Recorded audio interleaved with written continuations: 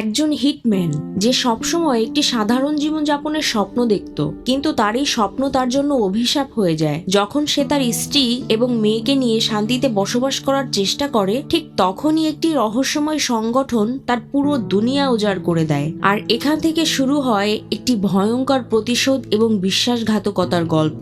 Hello বন্ধুরা, this is Barna, welcome back to my channel. আজকে আমি আপনাদের সামনে জাপানিজ অ্যাকশন মুভি ডেমন সিটিকে সম্পূর্ণরূপে এক্সপ্লেন করব।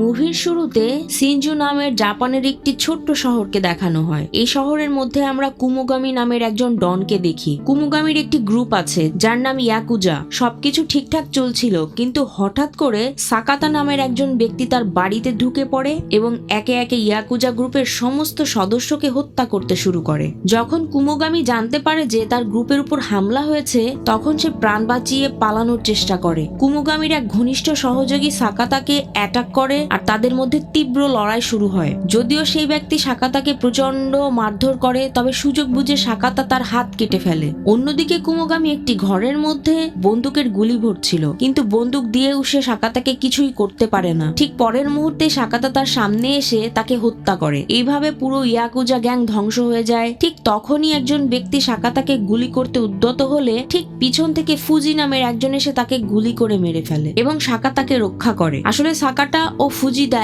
একই সঙ্গে কাজ করত। ইয়াকুজা গ্যাং শেষ হওয়ার পর ফুজি সাকাতাকে বলে, একবার ভালোভাবে ভেবে দেখো, তুমি কি সত্যি এই কাজ ছেড়ে দিতে চাও? জবাবে সাকাতা বলে, হ্যাঁ, এটাই আমার শেষ কাজ ছিল।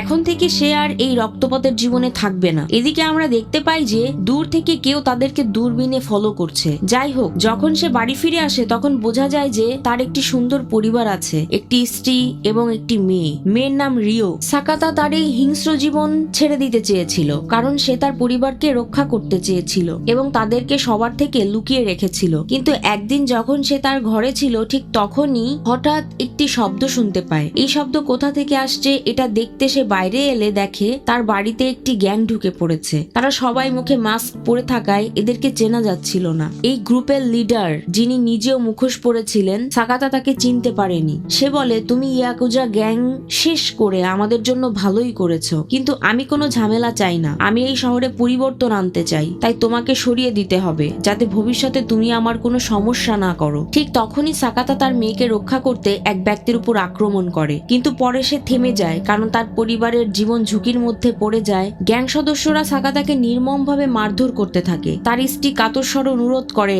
আমার মেয়েকে ছেড়ে দাও, তাকে যেতে দাও। কিন্তু তাদের মধ্যে একজন ঠান্ডা মাথায় তার স্ত্রীকে বন্দুক দিয়ে গুলি করে হত্যা করে। সাকাতা স্তব্ধ হয়ে যায় কারণ তার চোখের সামনে তার স্ত্রী মারা যায়। এরপর তারা তার মেয়েকেও গুলি করতে উদ্যত হয়। সাকাতা তখন রিওকে বলে, দৌড়াও রিও, দৌড়াও। রিও দরজা খুলে পালানোর চেষ্টা করে, কিন্তু সেই গ্রুপের লিডার তাকে গুলি করে এবং এই ছোট্ট বাচ্চাটিও মারা যায়। এই লোকগুলো সাকাতার চোখের সামনে তার পুরো পরিবারকে নির্মমভাবে খুন করে, আর এরপর তারা সাকাতাকেও গুলি করতে উদ্যত হয়। তখন সে বলে, আমি তোমাদের কাউকে ছাড়বো না, আমি প্রতিশোধ নিব। সে এই কথা যদিও বলে, কিন্তু সেখানে একজন এসে তাকেও গুলি করে হত্যা করে। এইভাবে সাকাতার পুরো পরিবারকে শেষ করে দেওয়া হয়। তারা এতটাই নিষ্ঠুর ছিল যে ঘটনাস্থলে এমন পরিস্থিতি তৈরি করে যে যেন সাকাতাই তার স্ত্রী ও মেয়েকে খুন করেছে। খবরের কাগজে এই খবর ছাপা হয় যে একজন বখাটে বাবা তার নিজের স্ত্রী ও সন্তানকে হত্যা করেছে। এরপর দৃশ্য পাল্টায়। প্রায় 12 বছর পরে আমরা দেখি যে সাকাতা এখনো বেঁচে আছে। যদিও সে গুলি খেয়েছিল,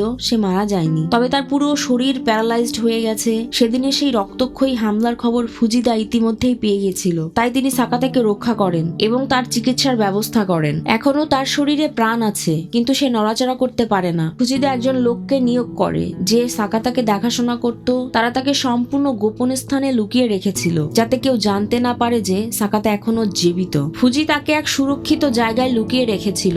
দৃশ্য আবার পরিবর্তিত হয়। এবার আমরা দেখি এক ইন্টারভিউ সেশন, যেখানে সিনজো শহরের মেয়র সুনোহারা সাক্ষাৎকার দিচ্ছেন। তিনি বলছেন, আমরা সিনজো শহরে এক বিশাল পরিবর্তন আনতে যাচ্ছি। আমরা এখানে মাহারোবা নামের একটি প্যারাডাইস তৈরি করতে যাচ্ছি, যেখানে ক্লাব, থিয়েটার, ক্যাসিনো এবং আরো অনেক কিছু থাকবে। ঠিক তখন এক সাংবাদিক উঠে দাঁড়িয়ে প্রশ্ন করে, আমাদের শহরে প্রতিনিয়ত অপরাধ বাড়ছে, তার কি হবে? শোনা যায় ইয়াকুজা গ্যাং ধ্বংস হওয়ার পরের দিনই আপনি মেয়র হিসেবে নির্বাচিত হন। আমাদের কিছু সূত্র জানিয়েছে যে আপনি ক্ষমতা দখলের জন্য অনেক অনিয়ম করেছেন। সত্যি বলতে মেয়র হওয়ার জন্য আপনি কতজনকে হত্যা করেছেন? এই প্রশ্ন শুনে সোনোহারা অপ্রস্তুত হয়ে যায়। সে জবাবে বলে, আপনারা তো সাংবাদিক, যেটাই পান সেটাই ছাপিয়ে দেন। কিন্তু সাংবাদিকটি বলে, না, আমার কাছে কিছু প্রমাণও আছে। ঠিক তখনই সোনোহারা সাংবাদিকের কথা থামিয়ে দেয় এবং তাকে আর কিছু বলার সুযোগ দেয় না। এর পরের দৃশ্য, রাতে আমরা সেই জার্নালিস্টকে দেখতে পাই যে এক ব্যক্তির মাধ্যমে কিছু ইনফরমেশন নিচ্ছে। সেই ইনফরমেশনের বিনিময়ে বিশাল অঙ্কের টাকাও দেয়। তখন আমরা জানতে পারি যে 12 বছর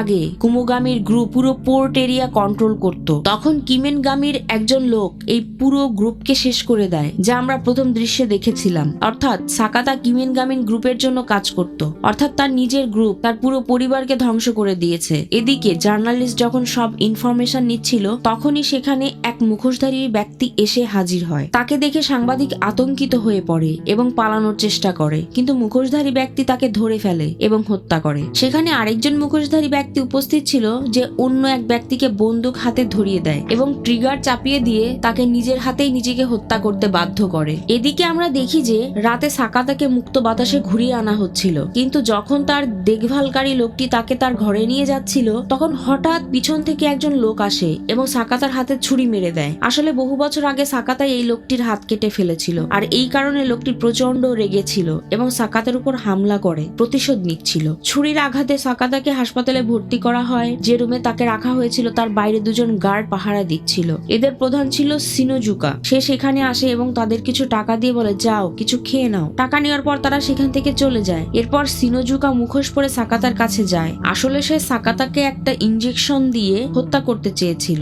যে রাতে সাকাতার পরিবারকে হত্যা করা হয়েছিল, সেই রাতে সিনোজুকাও সেখানে উপস্থিত ছিল। এই সত্যটি সাকাতা জানতো। সে কোনোভাবে শক্তি সঞ্চয় করে উঠে দাঁড়ায় এবং সিনোজুকার উপর আক্রমণ করে। যদিও তার শরীর পুরোপুরিভাবে কাজ করছিল না, তবুও সে তাকে যতটুকু শক্তি আছে সেটা দিয়ে আক্রমণ করতে থাকে। সুযোগ পাওয়া মাত্রই সে সিনোজুকার গলা চেপে ধরে এবং শ্বাসরোধ করে হত্যা করে। পরে যখন ফুজিদা জানতে পারে যে সাকাতা হাসপাতালে ভর্তি আছে, তখন সে তাকে দেখতে আসে। কিন্তু যখন সে সাকাতাকে দেখে তখন অবাক হয়ে যায়। সাকাতা নিজেই হাঁটতে পারছিল এবং ধীরে ধীরে তার স্মৃতি শক্তি ফিরে আসছিল। যদিও সে মুখগুলো ঠিকমতো চিনতে পারছিল না, তবে হত্যাকারীদের মুখোশগুলো স্পষ্টভাবে মনে পড়ছিল। সবকিছু মনে পড়ার পর সাকাতা পুরোপুরি সুস্থ হয়ে ওঠে। এর পরের দৃশ্য শিফট হয় এবং একটি ফ্যাক্টরি দেখানো হয়, যেখানে মেয়েদেরকে দিয়ে জোর করে ড্রাগস প্যাকিং করা হচ্ছিল। এই ড্রাগস বিজনেস চালাচ্ছিল ইকাগো নামের এক ব্যক্তি। অন্যদিকে কিছু মেয়েকে অপহরণ করে জোরপূর্বক দেহ ব্যবসার জন্য নিয়ে যাওয়া হচ্ছিল। এই দেহ ব্যবসার মূল হোতা ছিল এইমাস। এই পুরো গোষ্ঠীর সদস্যরা আলাদা আলাদা মুখোশ পরে থাকতো, যা থেকে বোঝা যাচ্ছিল যে তারা সবাই একই সংগঠনের অংশ, কিন্তু তাদের ব্যবসার ধরন আলাদা ছিল। এরপর ফুজিদাকে দেখা যায় যে এই ইকাগো ড্রাগস ফ্যাক্টরিতে আসে। সম্ভবত সে এই লোকগুলোর সঙ্গেই জড়িত ছিল, কারণ সে সাকাতাকে অজ্ঞান করে তার শত্রুদের হাতে তুলে দেয়। শত্রুতা সাকাতাকে ধরে ফেলে এবং আবর্জনার মধ্যে ফেলে দেয়। কাজ শেষ হওয়ার পর ফুজিতা নিজের গাড়িতে বসে সেখান থেকে বেরিয়ে যেতে থাকে, কিন্তু সাকাতা যখন ভেতরে প্রবেশ করে তখন আমরা বুঝতে পারি যে সে বেহুশ ছিল না, সে একদম ঠিকঠাক ছিল এবং ফ্যাক্টরির মধ্যে সে লোকদের সাথে ফাইট করে তাদেরকে মেরে ফেলেছিল। এদিকে ফুজি তার লোকদের নিয়ে গ্রেট ক্রস করতেই যাচ্ছিল, ঠিক তখনই সিকিউরিটি গার্ডের কাছে একটি কল আসে। ফোন ধরার পর হঠাৎ সে ফুজির দিকে গুলি চালাতে শুরু করে। ফুজির সঙ্গীও গুলিবিদ্ধ হয়ে মারা যায়, কিন্তু ফুজি সুযোগ বুঝে সিকিউরিটি গার্ডকে গুলি করে মেরে ফেলে। যদিও ফুজিতা আহত হয়ে পড়ে, এদিকে সাকাতা ফ্যাক্টরির ভিতরে প্রবেশ করে এবং শত্রুদেরকে একে একে হত্যা করতে থাকে। কিন্তু যে ব্যক্তিকে হত্যা করতে সে এসেছিল সে ইতিমধ্যে বিল্ডিং থেকে পালিয়ে যায়। ইকাগো তখন একটি রিমোট কন্ট্রোল হাতে নেয় এবং বোতাম প্রেস করে, যার ফলে পুরো বিল্ডিং বিস্ফোরণে ধ্বংস হয়ে যায়। এই বিস্ফোরণে তার বড় ধরনের ক্ষতি হয়, তবে সে মনে করে যে সাকাতাও মারা গেছে, কিন্তু আসলে সাকাতা তখনও জীবিত ছিল। যখন সে ধ্বংসস্তূপ থেকে বেরিয়ে আসে তখন ইকাগো তার দিকে বন্দুক তাক করে, কিন্তু ঠিক তখনই একটি গাড়ি এসে ইকাগোকে ধাক্কা মারে। সেই গাড়ি চালাচ্ছিল ফুজিদা। ফুজিও গুলিবিদ্ধ হয়ে আহত হয়েছিল। সে গাড়ি থেকে বেরিয়ে এসে সাকাতার সামনে দাঁড়ায় এবং বলে, তোমার পরিবার আমার কারণে মারা গেছে। করেছে। আমি তোমার পরিবারের তথ্য তাকে দিয়েছিলাম, আমাকে ক্ষমা করে দাও। কিন্তু সাকাতা তাকে ক্ষমা করেনি, সে ফুজিকে গুলি করে হত্যা করে। এরপর সে দেখে ইকাগো তখনও জীবিত। সাকাতা তাকে ধরে একটি নির্জন স্থানে নিয়ে যায় এবং তাকে নির্দয়ভাবে মারধর করতে থাকে। আসলে সে জানতে চাচ্ছিল এই পুরো গ্রুপের প্রধানকে, কিন্তু ইকাগো বলে তুমি আমাকে মেরে ফেলতে পারো, কিন্তু আমি কিছুই বলবো না। ঠিক তখনই ইকাগোর ফোন বেজে ওঠে। সাকাতা ফোন রিসিভ করে, আর তখন বোঝা যায় যে ফোনটি করেছিল এই পুরো গ্রুপের প্রধান,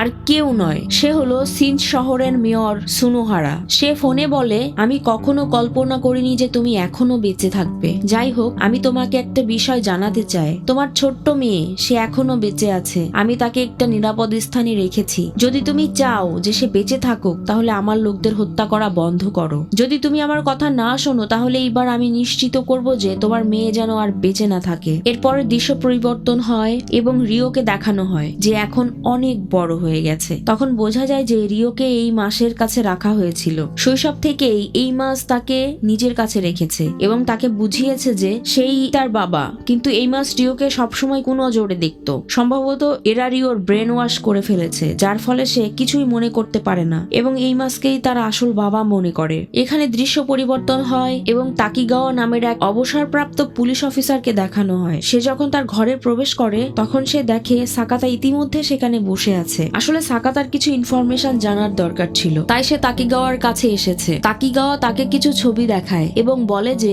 চিফকে তুমি হত্যা করেছিলে, সেই আমার চাকরি কেড়ে নিয়েছিল। এই 12 বছরে এই শহরের ভিতর অনেক কিছু বদলে গেছে। এদের নিজেদের একটি সিকিউরিটি এজেন্সি রয়েছে, যা শুধুমাত্র সাধারণ মানুষের জন্য তৈরি করা হয়েছে। কিন্তু এই সিকিউরিটি অ্যাপার্টমেন্টের ভেতরে এরা লোকজনকে বন্দি করে রাখে। পরবর্তী দৃশ্যে দেখা যায় সাকাতা সিনজু সিকিউরিটি ফ্যাসিলিটিতে প্রবেশ করে। সেখানে কিছু বডিগার্ড ছিল যাদেরকে সে হত্যা করে। সাকাতার ধারণা ছিল যে এই জায়গাতেই রিওকে বন্দি করে রাখা হয়েছে হয়তো, তাই সে নিশ্চিত হতে এখানে এসেছে। কিন্তু এখানে এসে সে দেখতে পায় যে রিও সত্যি এখানে বন্দি। সাকাতাকে দেখে রিও ভয়ে কেঁপে ওঠে, কারণ সে নিজের বাবাকে চিনতে পারছিল না। রুমে প্রবেশ করার পর সাকাতা যখন তার মেয়ের ছোটবেলার ছবিগুলো দেখে, তখন সে আনন্দে আপ্লুত হয়ে পড়ে। কিন্তু হঠাৎ করেই সেখানে ইমাস এসে হাজির হয়। সে নিজের বন্দুক বের করতে যাচ্ছিল, কিন্তু বুঝতে পারে যে রিও সেখানে আছে, তাই সে বন্দুক বের না করে সাকাতার সঙ্গে শান্তভাবে কথা বলতে শুরু করে। সাকাতা জিজ্ঞাসা করে তুমি এটা কেন করলে। এরপরে সে এই মাসকে মারধর করতে শুরু করে। মারধরের সময় হঠাৎ সে এই মাসের কণ্ঠস্বর শুনে চিনে ফেলে যে এই ব্যক্তি সেই ব্যক্তি যে তার স্ত্রীকে গুলি করেছিল। সাকাতা ইমাসকে হত্যা করতে উদ্যত হয়। ঠিক তখনই রিও সেখানে এসে উপস্থিত হয়। তার হাতে ছিল একটি তীর ধনুক। সে সরাসরি সাকাতার উপর অ্যাটাক করে। এই মাস সুযোগ বুঝে সাকাতাকে জানালা দিয়ে নিচে ফেলে দেয়, কিন্তু নিমিষের মধ্যেই সাকাতা নিচ থেকে উধাও হয়ে যায়, কারণ তাকে আগে থেকে অপেক্ষারত থাকা তাকিগাওয়া গাড়িতে তুলে নিয়ে চলে যায়। সেখান থেকে এসে সাকাতাকে নিয়ে অনেক দূরে চলে যায়। আসলে একবার সাকাতাও তাকিগাওয়ার জীবন বাঁচিয়েছিল, তাই আজ তাকিগাওয়া সেই ঋণ শোধ করছে। ঠিক তখনই তাকিগাওয়ার ফোন বেজে ওঠে। ফোনটি করেছিল সোনোহারা। সে সাকাতার সঙ্গে কথা বলতে চায়। সে বলে যদি তোমার মেয়েকে জীবিত দেখতে চাও, তাহলে আমার সঙ্গে মাহারুবাতে এসে দেখা করো। সাকাতা নিজের মেয়েকে রক্ষা করতে চায়, তাই প্রথমেই সেই জায়গায় যায় যেখানে তার অস্ত্র এবং গাড়ি রাখা ছিল। অস্ত্র সংগ্রহ করে সে গাড়িতে ওঠে এবং সে মাহারুবার উদ্দেশ্যে রওনা হয়। প্রবেশ করার সাথে সাথেই সে দেখতে পায় যে একদল লোক তার সামনে এসে দাঁড়িয়েছে। সাকাতার সঙ্গে তাদের লড়াই শুরু হয়। সে কখনো হাতিয়ার ব্যবহার করে, আবার কখনো অস্ত্র চালিয়ে একে একে সবাইকে হত্যা করতে থাকে। এই মাস সুযোগ বুঝে সাকাতার উপর আক্রমণ করে। তাদের মধ্যে তীব্র লড়াই হয়, যেখানে সাকাতা এই মাসের একটি চোখ অন্ধ করে দেয়। এই মাসকে নির্মমভাবে হারিয়ে দিয়ে সাকাতার লিফট ব্যবহার করে উপরের তলায় যায়, যেখানে তার মেয়ে রিওকে বন্দি করে রাখা হয়েছে। রিও যখন এক ঝলক সাকাতাকে দেখে, তখন সে আতঙ্কিত হয়ে পড়ে, কিন্তু সাকাতা বলে আমি তোমার বাবা। ঠিক তখনই কেউ পিছন থেকে এসে সাকাতার উপর আক্রমণ করে। এরপর সাকাতা এবং রিওকে ধরে সুনোহারার সামনে নিয়ে যাওয়া হয়। সুনোহারা বলে এইবার আমি তোমাদের কাউকেই বাঁচার সুযোগ দেব না। এই কথা বলেই সে নিজের তরবারি বের করে এবং সাকাতার সামনেই তার মেয়েকে হত্যা করতে যাচ্ছিল। কিন্তু এর আগেই সেখানে তাকিগাওয়া এসে পৌঁছায়। তার হাতে অস্ত্র ছিল, যার সাহায্যে সে উপস্থিত সবাইকে হত্যা করে। সাকাতা তার মেয়েকে বলে এখান থেকে পালাও। এই কথা শুনে রিও তার স্মৃতিতে জোর দেয় এবং হঠাৎই সবকিছু মনে পড়ে যায়। সে বুঝতে পারে আসলেই কে তার বাবা এবং তার পরিবারের সঙ্গে ঠিক কি ঘটেছিল। সেদিন যখন সুনোহারা রিওকে গুলি করেছিল, তখন সেই গুলি তার শরীরে না লেগে খেলনার গায়ে লেগেছিল, যার ফলে সে বেঁচে গিয়েছিল। এখন সে বুঝতে পারে কে তার আসল বাবা। বাবার কথা শুনে সে দৌড়ে তাকিগাওয়ার কাছে চলে যায়। এদিকে সাকাতা একাই সবার সঙ্গে লড়াই চালিয়ে যাচ্ছিল। যখন সে নিজের স্ত্রীর উপর করা অত্যাচার মনে করে, তখন তার মধ্যে আরো শক্তি সঞ্চারিত সংঘটিত হয়। সে এক লাল মুখোশ পরা ব্যক্তিকে ধরে ছুঁড়ে ফেলে দেয়, যার ফলে সে গুরুতর আহত হয়। তবে এই লড়াইয়ে সাকাতাও মারাত্মকভাবে আহত হয়। এই লাল মুখোশ পরা ব্যক্তির নাম ছিল অন্ধ। তাকে এতটা আহত দেখে সুনোহারা খুব কষ্ট পায়, কারণ তারা আসলে ছিল দুই ভাই। ঠিক তখনই সুনোহারা যখন নিজের মুখোশ পরতে শুরু করে, তখন সাকাতা বুঝতে পারে যে সেদিন তার বাড়িতে হামলা করেছিল যে গ্রুপ, সেই গ্রুপের নেতৃত্ব সুনোহারা দিয়েছিল। এটা জানার পর তার রাগ আরো বেড়ে যায়, কিন্তু এই মুহূর্তে সে এতটাই দুর্বল ছিল যে লড়াই চালিয়ে যাওয়া তার পক্ষে সম্ভব ছিল না। সুনোহারা সুযোগ পেয়ে সাকাতার একটি হাত কেটে ফেলে, কিন্তু হাত হারানোর পরও সাকাতা হাল ছেড়ে দেয় না। সে আবার উঠে দাঁড়ায় এবং লড়াই চালিয়ে যায়। শেষ মুহূর্তে সাকাতা তার অস্ত্র দিয়ে সুনোহারার তরবারি ভেঙে দেয়। এতে সাকাতা সুযোগ পায় এবং সেই সুযোগে সাকাতা তাকে হত্যা করে। সুনোহারা মারা যাওয়ার পর সাকাতা মাটিতে লুটিয়ে পড়ে। রিও তখন তার বাবার কাছে ফিরে আসে, কিন্তু ঠিক তখনই এই মাস বন্দুক হাতে সেখানে হাজির হয়। সে সাকাতার উপর গুলি চালায় এবং রিওর উদ্দেশ্যে বলে, আমি তোমার আসল বাবা, আমি তোমাকে লালন পালন করেছি, বড় করেছি। ঠিক তখনই সাকাতা শেষ শক্তি দিয়ে উঠে দাঁড়ায় এবং পেছন থেকে এই মাসের উপর ঝাঁপিয়ে পড়ে। সে এই মাসকে নির্মমভাবে হত্যা করে। এরপর সে নিজের মেয়েকে জড়িয়ে ধরে শেষ নিঃশ্বাস ত্যাগ করে। এইভাবে সাকাতারও মৃত্যু ঘটে। তবে এক সপ্তাহ পর আমরা একটি সাক্ষাৎকারে সুনোহারাকে দেখতে পাই। যখন ক্যামেরা তার সম্পূর্ণ মুখ দেখায়, তখন জানা যায় যে এটি আসলে সুনোহারা নয়, বরং তার ভাই অং। আসলে মাহারোবাতে সেই ভয়ানক লড়াইয়ের পর পুলিশ এসে সবাইকে মৃত অবস্থায় উদ্ধার করেছিল, কিন্তু অং কেবল আহত হয়েছিল, সে মারা যায়নি। সে তখনও বেঁচে ছিল এবং এখন সে তার ভাইয়ের জায়গা নিতে যাচ্ছিল। সে মুখোশ পরে একটি অনুষ্ঠানে নাচছিল, কিন্তু তখনই রিও সেখানে হাজির হয়। তার হাতে ছিল তীর ধনুক। সে অংয়ের উপর আক্রমণ চালিয়ে তাকে হত্যা করে। এইভাবে রিও তার পরিবারের প্রতিশোধ সম্পূর্ণ করে এবং এর মাধ্যমে এই গল্পের সমাপ্তি ঘটে। তো বন্ধুরা, কেমন লাগলো আজকের মুভির এক্সপ্লেনেশন অবশ্যই কমেন্ট করে জানাবেন। ভিডিওটি যদি ভালো লাগে তাহলে অবশ্যই লাইক করবেন, কমেন্ট করবেন এবং শেয়ার করবেন। আর আমাদের চ্যানেলটি সাবস্ক্রাইব করে আমাদের পাশেই থাকবেন। দেখা হচ্ছে পরের ভিডিওতে। সেই পর্যন্ত ভালো থাকবেন, সুস্থ থাকবেন। আল্লাহ হাফেজ।